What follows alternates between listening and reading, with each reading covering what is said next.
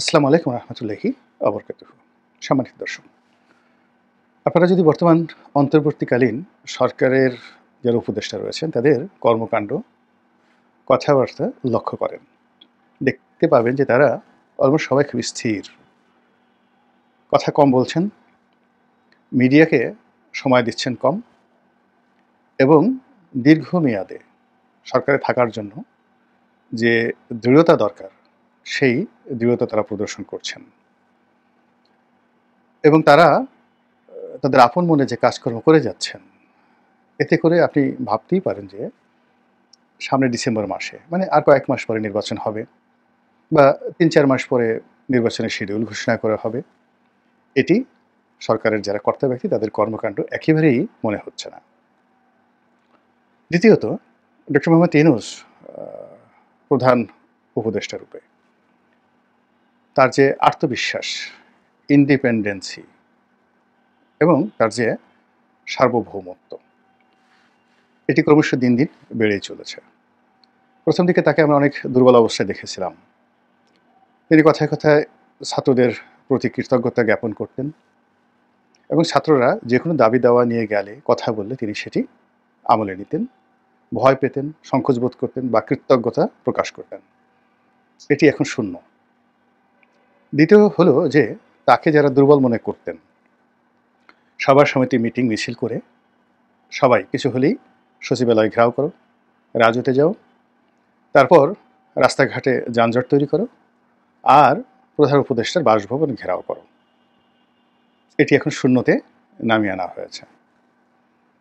এরপরে আপনি যদি লক্ষ্য করেন যে তিনি রাজনৈতিক দলগুলোর সঙ্গে দহরম মহরম সম্পর্ক না হলেও চলনসই একটি সম্পর্ক স্থাপন করার চেষ্টা করেছিলেন।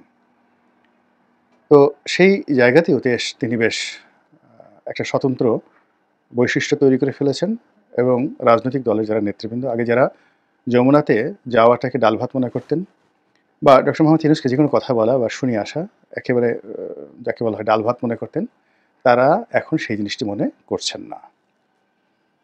সবচেয়ে ভয়ঙ্কর যে বিষয়টি সেটি হলো কিছু রাজনৈতিক দল এবং কিছু ব্যক্তি এবং কিছু গোষ্ঠী, তারা প্রথম থেকে মনে করেছিল যে ডক্টর মোহাম্মদ ইউনূস তাদের লোক, বা জনগণ মনে করেছিল যে ডক্টর মোহাম্মদ ইউনূসের সঙ্গে ওই ব্যক্তি, ওই প্রতিষ্ঠান, ওই সংগঠনের ভালো সম্পর্ক রয়েছে।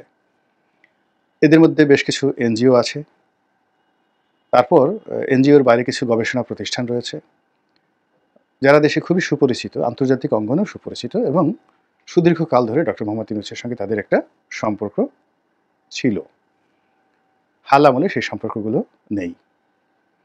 যারা সব রাজত্বেই, অর্থাৎ আওয়ামী লীগের রাজত্বে, বিএনপির রাজত্বে, এরশাদের রাজত্বে খুবই দাপটে লোক ছিলেন, এই লোকগুলোর মুখ শেখ হাসিনা শত চেষ্টা করে বন্ধ করতে পারেনি।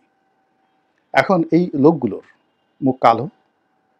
এদের মধ্যে সবচেয়ে যিনি প্রবীণ এবং যাকে বলা হয় আন্তর্জাতিক খ্যাতির সম্পন্ন, তিনি অতি সম্প্রতি দেশের একটি বড় পত্রিকাতে একটি নিবন্ধ লিখেছেন।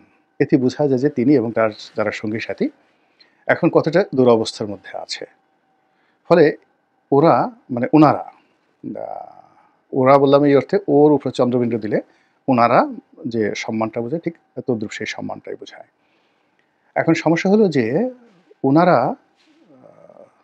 ডক্টর মোহাম্মদ ইউনূসকে যেভাবে মনে করেছিলেন যে তাদের পকেটের ট্রাম্প কার্ড, তারা যেভাবে বলবেন সেভাবে চলবে, সেটা হচ্ছে না। ফলে ডক্টর মোহাম্মদ ইউনূস আপন কর্তৃত্বে, একক কর্তৃত্বে তিনি কিন্তু এখন এগিয়ে যাচ্ছেন। দ্বিতীয়ত, পুলিশের মধ্যে যে আওয়ামী প্রীতি ছিল, বিএনপির বিভক্তি ছিল, বিএনপির দাপট ছিল, জামাতের দাপট ছিল, এটি ক্রমান্বয়ে কমতে কমতে কমতে কমতে পুলিশ এখন মোটামুটি একটা নিউট্রাল পথে এগোনোর চেষ্টা করছে এবং সেখানে সঙ্গত কারণেই এখন যারা পুলিশের কর্তা ব্যক্তি রয়েছেন তাদের সঙ্গে সরকারের, অর্থাৎ অন্তর্বর্তীকালীন সরকারের একটা সম্পর্ক প্রফেশনাল ওয়েতে হয়ে গেছে।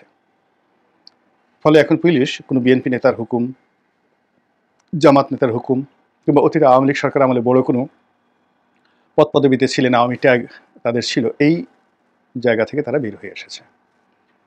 সর্বশেষ রইল সামরিক বাহিনী। যারা মনে করতেন যে সামরিক বাহিনীর জেনারেল ওয়াকারুজ্জামান থেকে শুরু করে যারা কর্তা ব্যক্তি রয়েছেন, মূল ক্ষমতাটা তাদের হাতে এবং তারা যেভাবে চাইবেন ওভাবেই ডক্টর ইউনূসকে চলতে হবে, এর বাইরে হবে না। সাম্প্রতিক কিছু কর্মকাণ্ডের ফলে দেখা যাচ্ছে যে না, সামরিক বাহিনীর যে ক্ষমতা বা কর্তৃত্ব সেটা একটা ভিন্ন বিষয়।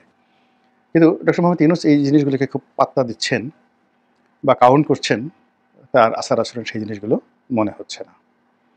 তিনি ক্রমশই দৃঢ়তা দেখাচ্ছেন, চোখ মুখ গম্ভীর করে ফেলেছেন এবং মুখের যে হাসি, আগে যেভাবে তিনি প্রচুর হাসতেন, সেই হাসিটি তিনি বন্ধ করে হৃদয়ের যে হাসি, সেই হৃদয়ের হাসি তিনি হাসছেন। এবং আমরা যারা তাকে খুব বেকুব মনে করেছিলাম, তিনি এখন আমাদের নির্বুদ্ধিতা, আমাদের অসহায়, এগুলো দেখে তিনি খুব মনে মনে হাসছেন এবং তার সেই চোখে মুখে যে চাঁদের যে দীপ্তি, সেটি ফুটে উঠছে। আপনারা ধরুন চিন্তা করুন একটা রয়্যাল বেঙ্গল টাইগার খুব ভাবসাপ নিয়ে, বা ধরুন একটা গোকরা সাপ খুব ভাবসাপ নিয়ে ফোঁস করলো বা হালুম করলো। আপনি যে কোনোভাবে তাদেরকে একটা বৈদ্যুতিক শক দিয়ে দিলেন বা ছ্যাঁকা দিয়ে দিলেন, দেওয়ার পর ও আপনাকে যেভাবে জমের মতো ভয় পাবে, ফনাটা আস্তে নুয়ে যাবে আর হালুম বন্ধ হয়ে যাবে, লেজটা গুটিয়ে যখন পালাবে বা মুখ কালো করে দিয়ে বসে থাকবে যে হলো কি, এরকম তো হওয়ার কথা না। রয়্যাল বেঙ্গল টাইগার চিন্তা করবে যে একটা সাধারণ মানুষ ভয়ে সে হার্ট ফেল করবে, তা না করে সে আমাকে যে ছ্যাঁকাটা দিয়ে দিল, এখন আমি লজ্জায় মুখ দেখাই কি করে, সুন্দরবনে তো ফিরে যাওয়া সম্ভব নয়। ফলে কি হলো, সে দূরে বসে বসে অবাক বিস্ময়ে সে মানুষটির দিকে তাকিয়ে থাকে। এই গত কয়েক মাসে আপনার আমার চোখের আড়ালে, অন্তরালে কত মানুষ যে এরকম ছ্যাঁকা খেয়েছেন, ধরা খেয়েছেন, যা আপনি যদি জানেন, হাসতে হাসতে আপনি গড়াগড়ি দেবেন। আর যে লোকগুলো ছ্যাঁকা খেয়েছেন তারা নিরাপদ দূরত্বে বসে খালি ভাবছেন যে হায় আল্লাহ, এই কথা যেন লোকজন না জানে। আর যিনি এই ছ্যাঁকা দিয়েছেন তিনি দূরে বসে বসে চাঁদের হাসি হাসছেন। ফলে কি হলো, এখন ওই যে তিনি আগে বলেছিলেন যে ম্যাটিকুলাস ওয়েতে এই একটা আন্দোলনটি চলেছে, তার সঙ্গে তার কতটা সম্পৃক্ততা, সত্যতা ডাজ নট ম্যাটার, কিন্তু সরকারের কর্মকাণ্ডে একটা ম্যাটিকুলাস ভাব চলে এসেছে। সরকার ধরে নিয়েছে IMF টাকা দেবে না, বিশ্বব্যাংক টাকা দেবে না, তাকে চলতে হবে।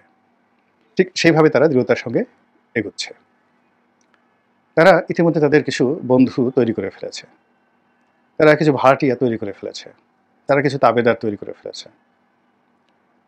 একটা ডিপ স্টেট মানে তৈরি করার জন্য, আমেরিকা ডিপ স্টেট না, প্রতিটি রাষ্ট্রেরই একটা ডিপ স্টেট থাকে, একটা কিচেন ক্যাবিনেট থাকে, একটা অলিগার শ্রেণী থাকে।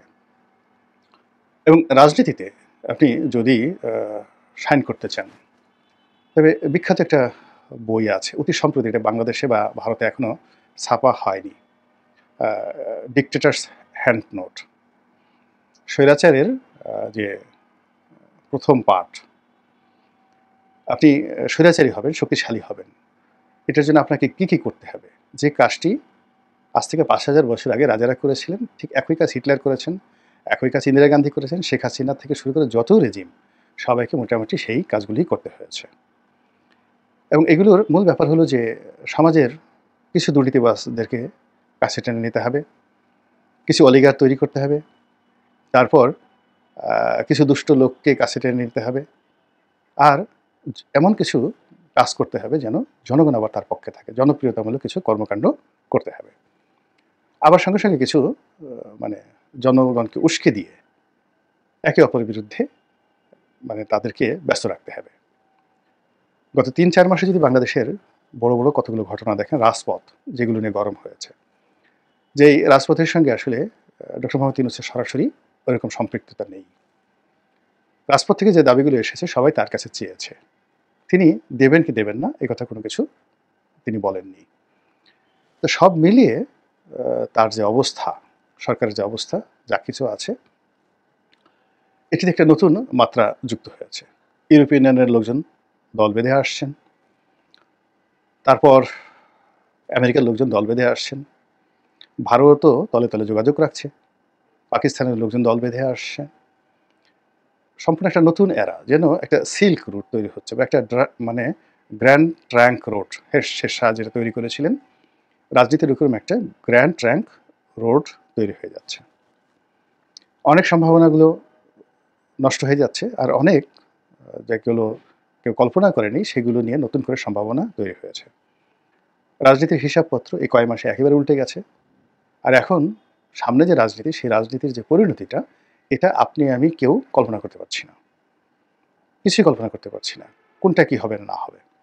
তো যখন পানি ঘোলা হয়, কুয়াশা থাকে কিংবা ঠিক সমস্ত কিছু একটা ঘূর্ণিপাক, সবকিছুর একটা ঘূর্ণিপাক তৈরি হয়, তখন কিন্তু মানুষ দিশেহারা হয়ে যায়। আপনাকে যদি কেউ ধরে চারিদিকে এইভাবে ঘুরিয়ে ঘন্টা ৩-৪ ঘুরিয়ে ছেড়ে দেওয়া হয়, আপনি পড়ে যাবেন, চিত হয়ে পড়ে যাবেন। ঘূর্ণিপাক এমন একটা বিষয়।